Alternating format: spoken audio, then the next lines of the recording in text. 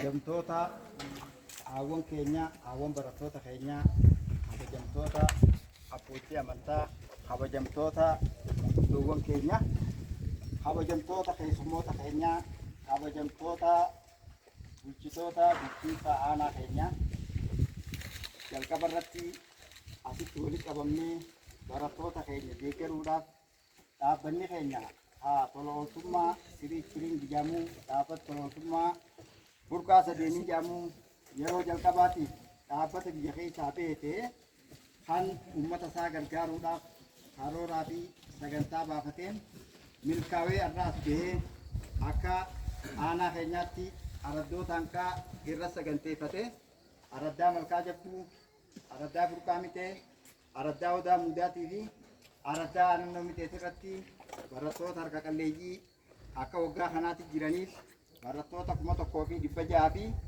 20 takka dabtaraa fi qalama walitti sassaabee bulchiinsa aanaa bira dhaqee waajjira barnootaa waajjira bulchiinsaa akkasumatti waajjira waliigalaa akka aanaa keenyaatti jiru wajjinis mari'achuudhaan gammachuu hawaasa keenya dhageemu tanallee baruudhaaf keessummoonni keenyalleen achirraan waliin dhufanii kanaafuu baga gammaddanii baga rabbii wal nu agarsiiseen jira.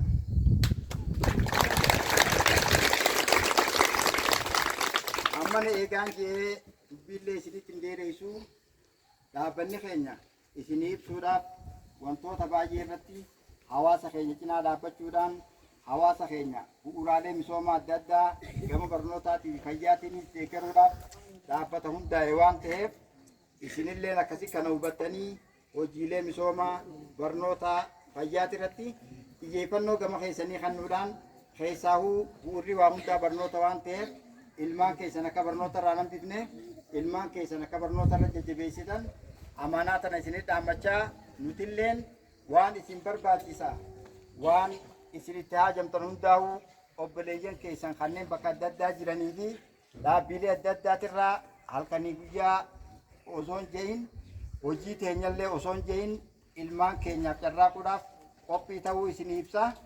Jalqaba durataa dhimma amantii aanannoo mitee obbo Maamada Sanaajii akka du'aayiidhaan nu eegaluu gama waltajjii hafeera.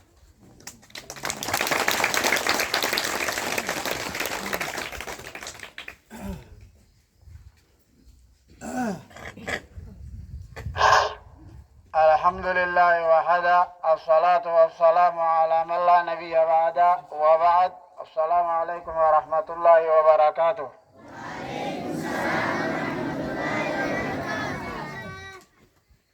الحمد لله رب العالمين ونوبليين كينيا رب سبحانه وتعالى لئن شكرتم لأزيدنكم ولئن كفرتم إن عذابي لشديد يا رب سبحانه وتعالى متوني ولد لنا إسلامنا رامي إسلامي رب سبحانه وتعالى كان نسني خن تكو تكيل نقلتهم فتن بدو نسني خن عاجا أما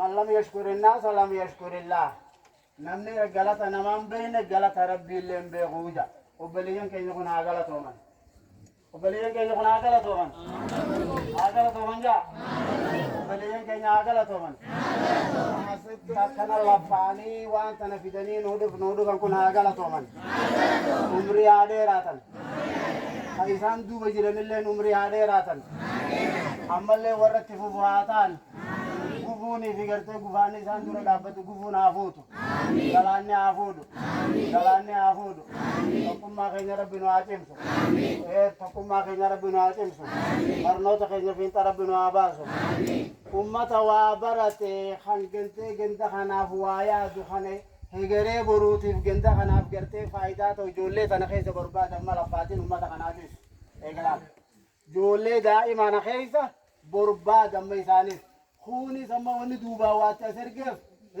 والقرجارة أمة سنكي سانا ما بربانة يا رب بيجي برو بكتين يتنا دابته خسلا بركة بكجو بربادو خانك إني قرتي منا ثاني خيسة خارك كله يوم بودان بيفته ترى خنا لك قرتي علم سنبرنو تندمن ترى خنا لك برنو تندمن ثاني قرجار سنبرباد آيشو ملكي ثاني تيجي قرتي لفاتي ثاني ربك أنا جو وان إسان بربادن سن ربي عامل كيس خان إسان نخيس بربادن سن بوتو ربي سنا قدوف بوتو ربي سنا قدوف وان ربي أوليف فدسن قرتي أجل فدسن مكا ربي تياغد مكا ربي تياغد مكا الدنيا تقودي خا آخرة ربي تياغد قرتي ميدالية الدنيا تخايا خا آخرة ربي تياغد أما اللي ربولي نواديم ناقا قرتي تكونا ما خنس قدونا ما خنا جرخينا ساقولا هاقلا تومن خنا قرتي نما سيخن خنا إني سيخن اللاليني نما سيخن سلالي جن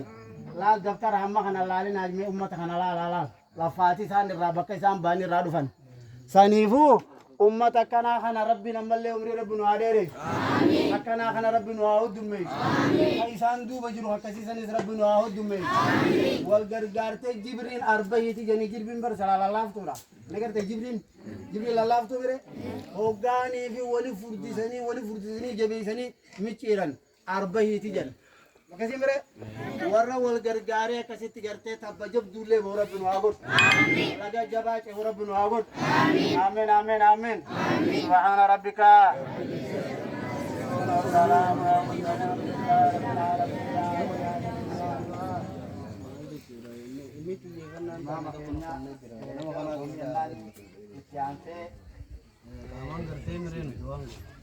eebba manguddoogaa itti aansina मैं कमी लोगों को आपका दुआई बोले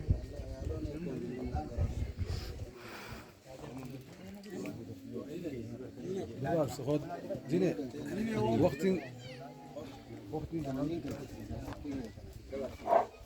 بسم الله الرحمن الرحيم ربي دابت طلعوا ثم بركة سدين رقمي تغنى عمري دير ربي أغنى يولي تنتن لفعني في بوا خيزة بربادة وبوا بينيك باسني في دنقناس ربي عمري هادير ربي ورى موتما بلچل ربي أغنى دابت خينيا خانا دابت الدنيا غرغر ربي أغنى مسلمون الدنيا لم بيت ربي أغنى عمري ربي سان هادير سبحان ربك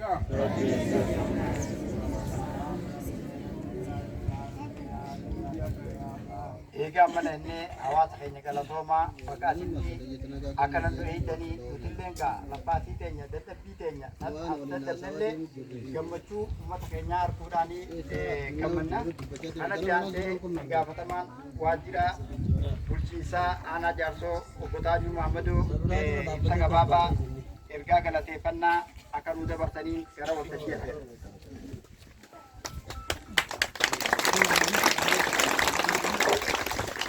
Dagamami, dagamami, akka moortan, dagami.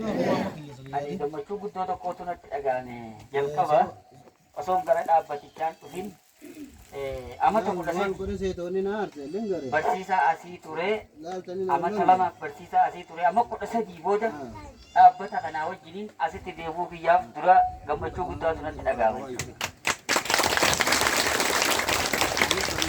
Eegasiin booda dhaabbanni tola ooltummaa burqaa sadeenii haa galatoomu galata gurguddaan qabaaf jechuudha. Dhugaadhaa maqaa bulchiinsa aanaa jaarsootiin dhaabbanni sadeen tola ooltummaa guyyaa kaleessaa irraa jalqabee imala isaa dirree dhawaadhaan jalqabee haga dirree dhawaadhaatti deebuutti hawaasa keenya ka burqaa sadeen guututti hammatu ejersa gooroo irraa kaasee harka qalleeyyii keessattuu shamarran daa'imman harka qalleeyyii gargaaruu irraa jalqabee sa'aatii kanatti isin bira ga'uu isaatiif dadhabbiillee yoo qabaate abadan dubbannu malee hiyyaanu kajattu san carraa fudhannee carraa kanatti fayyadamuu keenyaaf baay'ee naa galatoomfadhaa irra deebi'aatii baay'ee naa galatoomfadhaa jechuun barbaada. haa ta'u dhaabbanni tola oolaan kun maal nurraa barbaada?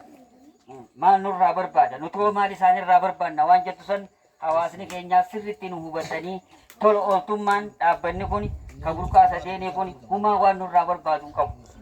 Humaa waan nurraa barbaadu qabu harka qalleeyyii keenya shamarran keenya barnoota jajjabeessuu cinatti egereensaa dheertuudha waan ta'eef gaafa humni isaa dandee qonna dabalatee fayyaa dabalatee hawaasa kana gara hawaasa addunyaa hoogganuu danda'utti niin ceesisa waan jettu san qabatee deemaa jira waan ta'eef rabbi isaa naa milkeessu takkanaa jaafi.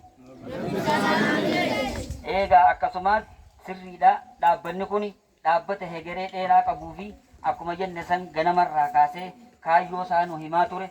Waggaa 13 dura gaafa nuti as jirrus sosochii kanaa kana jalqabanii haalli yeroo saniitiif gaarii waan hin ta'iniif akkasitti mataa keessa dhawanii haga ammaa cunqursuu isaaniitiif ani hedduun gaddee isinis kana irraa balaaleeffadhaa hedduun barbaada.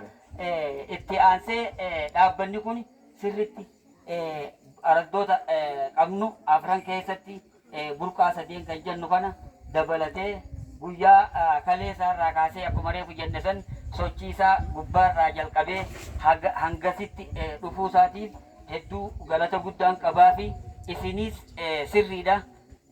Ijoolleen kun ijoollee qacaleedha. Dargaggeeyyii ganaa biyya kanaas bulchuu danda'anii hamilee akkanaatiin guddachuun isaaniitiif baay'ee namatti tola. Isinis jabeeffattanii ifitti maxxansitanii tola oolaan galateeffachuudhaafadha. Tola oolaan galata barbaada. Tola oolaan kunuunsuudha barbaada. Tola oolaan deeggaruudha barbaada. Tola oolaan itti dhiyaachuudha barbaada waan ta'eef waan kana hundumaa qabannee ijoollee kana ceesisuudha qabna. Har'a kana nu gargaaran boru immoo maashinliisii nu dhaabuu danda'an jeetii yaada jechuudha.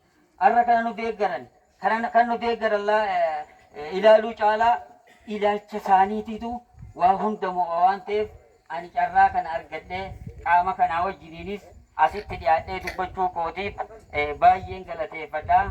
Irra deebitanii hamileedhaan akka ijoollee kana naa jajjabeessitan adaraa akka bulchiinsa aanaa jaarsootti anis waan godhuu qabu fudhadhee isinis waan godhuu qabdan fudhattanii ijoollee kana jajjabeessitanii garmalee akka naa kunuunsitan isin birattis of birattis amaanaa rabbi nurratti haa eegu kan jettu saniin irraa bu'aa galatoomaa baay'ee jajjabaadha.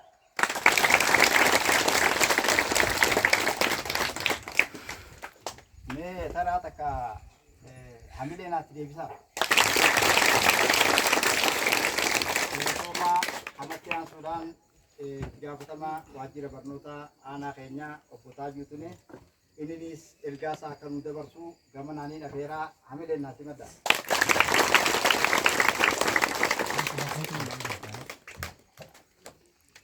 Tole ergaa waan silaa bulchaan aanaa dubbate waajjirri barnootaa dubbachuu nu barbaachisu. Haa ta'u garuu maqaan kiyya Taajuddiin Tunee jedhama. Itti gaafatamaa waajjira barnoota aanaa Jaarsooti.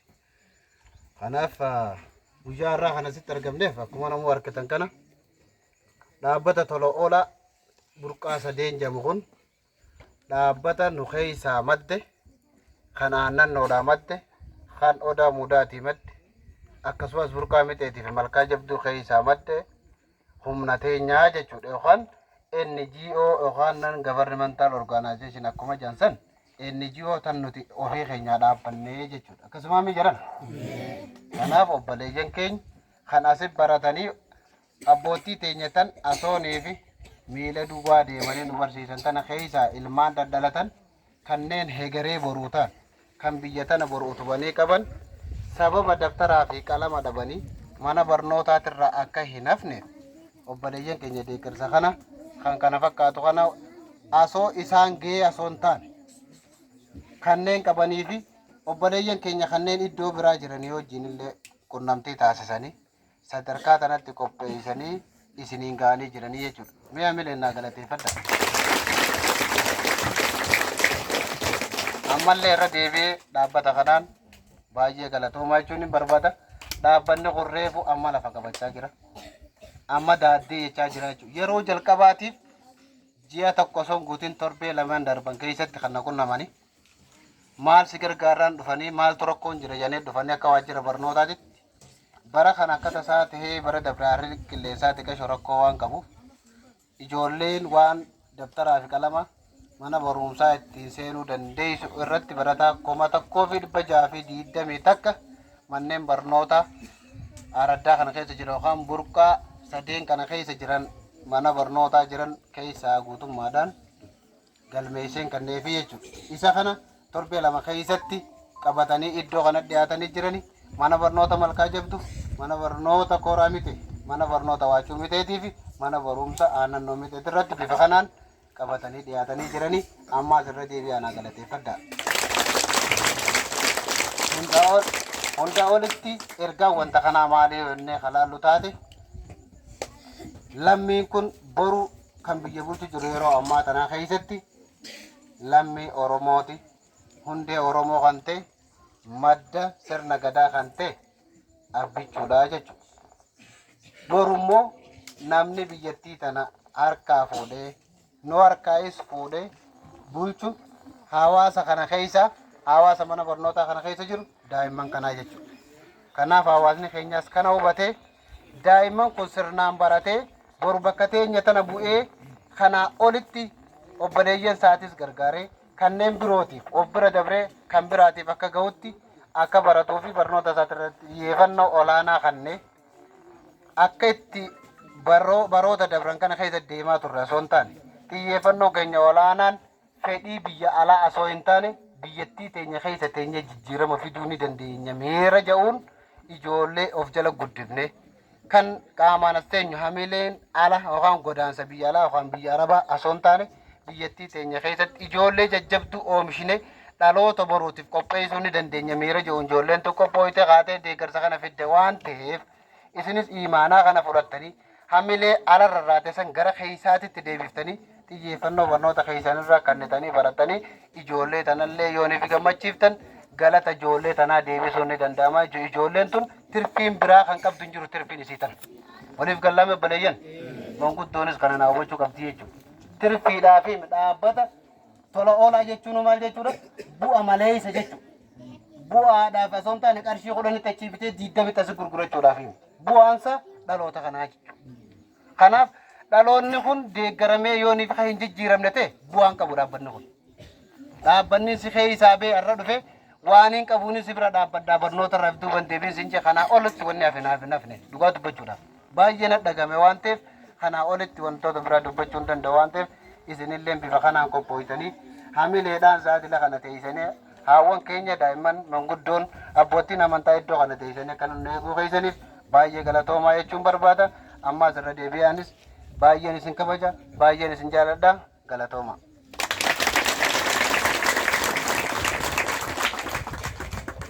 Ergaa baay'ee nu dabarse egaa hoogganaan keenya waajjira barnootaa fi mee hamilee sanaata kana beeksisaa.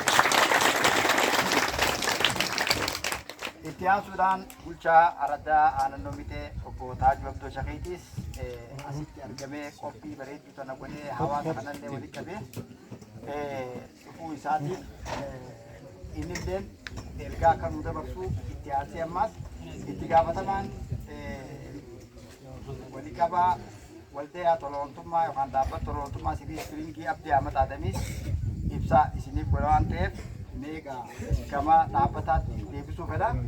Abdii Ahmad Adam bulchaatis itti aansina obbo Abdii Ahmad Adam akka haasawu nu godhu hamileen simadha.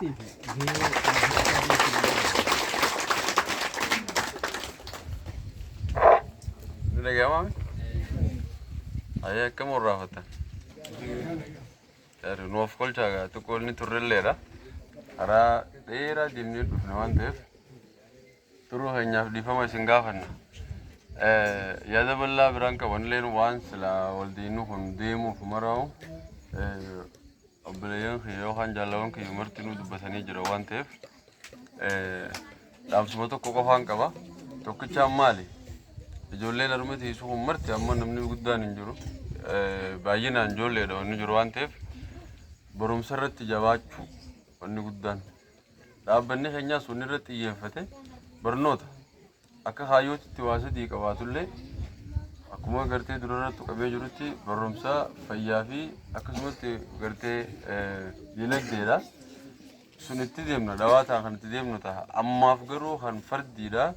Kan gartee yeroo dheertuu sitti kan nu barbaanne aroora yeroo gabaabaa kan gartee yeroo gabaabduu keessatti jijjiiramnetti dhufuu qabu barnoota waan ta'eef barnoota irratti xiyyeeffannee jira. Kanaaf harcaatii ijoolleetii fi akkasumatti ammaas rakkoo barumsaa wajjin wal qabate kallattuma barbaachisu hundaanuu aanaadhaa wajjin ta'uudhaan kan furamu ta'a. akka dhaabbataatti ammoo maateriyaal maali meeshaa isin barbaachisu meeshaalee isin barbaachisu barnootaaf maali meeshaan barnootaaf barbaachisu guddaan dursa qalamaa fi daftara. Kanaaf namoota ollaa keessan ni beektan. Ollaa kee ijoollee daftara bitachuu dadhabuu irraa ka'an hamilee barumsaa osoo qabanii rakkoo irraa kan ka'een daftara dhabuudhaan barumsa dhabuu jiran baay'ee jiraachuu danda'a. Kanaaf ijoollee kana akkamitti akka fedhii barumsaaf qaban san akkamitti guuttisuu fi dandeenyaa jenneetiin utummaan ilmaanummaan keessan kan isinirraa dhalate aradduma sanatti warra dhalate jechuudha. Akkasumatti araddaa maabara goraatittis araddoota afran dhoofne kanarraa kiisha fiitirraa kiisha keenyarraa jechuudha. Qarshiin alarraa nu dhuftu hin jirtu miti. Akkuma jaalawwan kiyya ibsanitti naggadanii waan kanarraa barbaadamullee isin jiru. Qarshii mataa keenyarraa eegalleeti hawaasa irraa dhalanne kana jijjiiruu qabnaa jennee amma akkuma ammaas durarratti jaalawwan kiyya tokkonitti waggaa dheeraa dura bara 2000tti sochii akkanaa eegallee turre.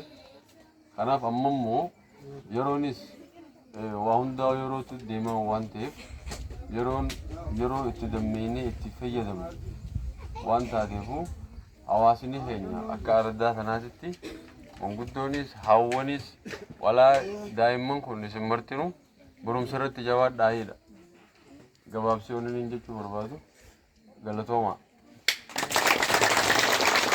Abdii Ahmad Adam hamilee naati deebisa. Akkasumatti itti aansuudhaan gaawwanni asitti argamnee qaamaan isin bira dhufneefillee obboleeyyan keessanii isinii jira akka beektanii nutillee obboleeyyan hojii dhalanne qabnaa hayaannuuf jechuudhaa fi harmatti argamne. Kanaaf isinis ergaan teenya guddoon barnoota akkasumatti gaammaa bulchaa araddaa naannoo miidhee obbo Taajuu Abdoo Shareetiin kannaa obbo Taajuu gara waltajjii naati madda.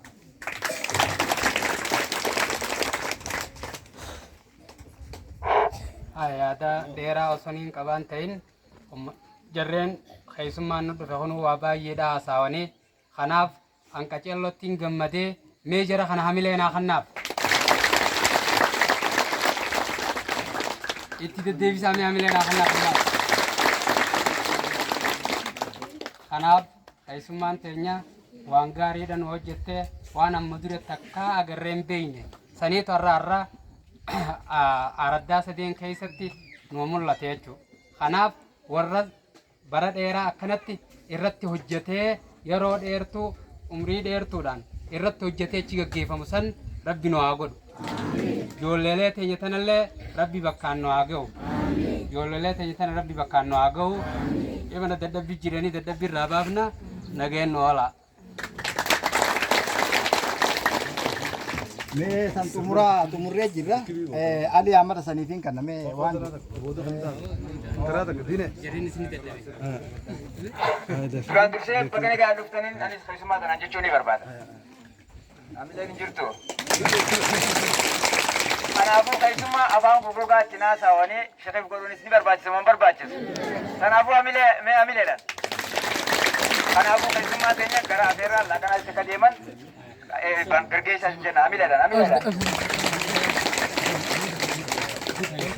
Akkanatti gaafunoo walii qabaan boordii keenyaa Itoophiyaa gaafuma waajjira barnootaa Taajuu Bineesitti Taajuunis akkasumatti bu'aa mana barnootaa siyaasii yootii fi akkasumatti gaa Taajuu Maamadoo Taajuu Abdoodhaa wal duraa duubaan akkasi kunoo gaa jiranii obboleeyyan keenya kanarratti gaa wanni kun maal isin garsiisaa hamileen barnootaaf isin qabdanii nan qabda kakatee nutillee nan qabda kakka isin yaannu anaaf galatoomaa isin jechaa baga nagaan galatoomaa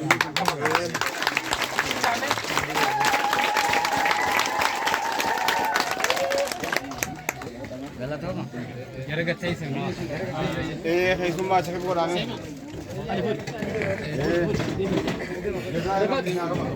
Umar Mamusa. Umar.